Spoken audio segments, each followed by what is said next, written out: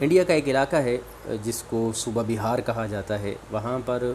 18 اکتوبر 1919 کو ایک اخبار نیوز پیپر ایکسپریس کے اندر امریکہ کے میٹرالوجسٹ پروفیسر البرٹ ایف پوٹا کی ایک پیش گوئی شائع ہوئی، جس کے اندر اس نے یہ دعویٰ کیا تھا کہ 17 دسمبر 1919 کو سورج کے سامنے کچھ سیارے اس طرح آئیں گے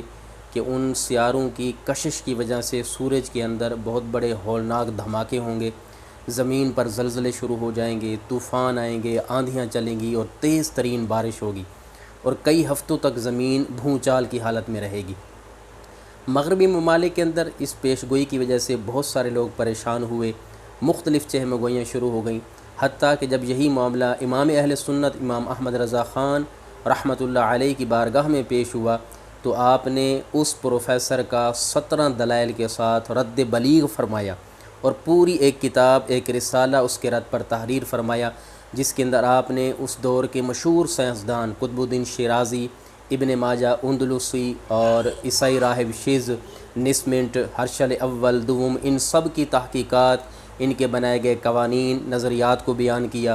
قرآن و حدیث کی روشنی میں جو آپ کے پاس مشاہدات تھے یا ماضی کے حالات و واقعات تھے، ان سب میں آپ نے ان چیزوں کو بیان فرمایا. اور اس دن نیپچون سیارہ، مشتری، زحل، عطارد،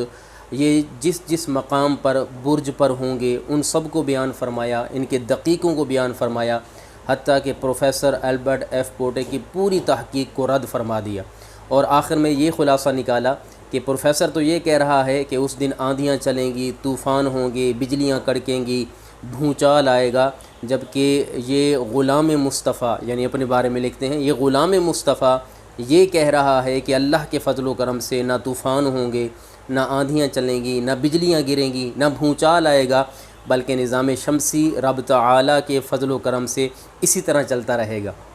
اور تاریخ اور اس دور کے شمارے، جریدے، میگزین، لٹریچر سب گواہ ہیں اس بات کے کہ 17 دسمبر 1919 کا جب دن آیا تو مغربی ممالک کے لوگ حیران و پریشان سورج کی طرف دیکھتے رہ گئے، اور اسلامی ممالک میں جہاں جہاں یہ خبر گردش کر چکی تھی وہاں کے لوگ بھی حیران ہو کر سورج کا نظارہ دیکھتے رہے. لیکن اللہ کے فضل و کرم سے یہ پورا دن بخیر و عافیت گزر گیا، اور اس دور کے سائنسدان اور تمام پروفیسر، میٹرالوجسٹ اس بات پر حیران رہ گئے کہ امام احمد رضا خان کو اللہ تبارک و تعالی نے ایسے علوم سے نوازا ہے جن تک ہماری دسترس نہیں پہنچ سکتی.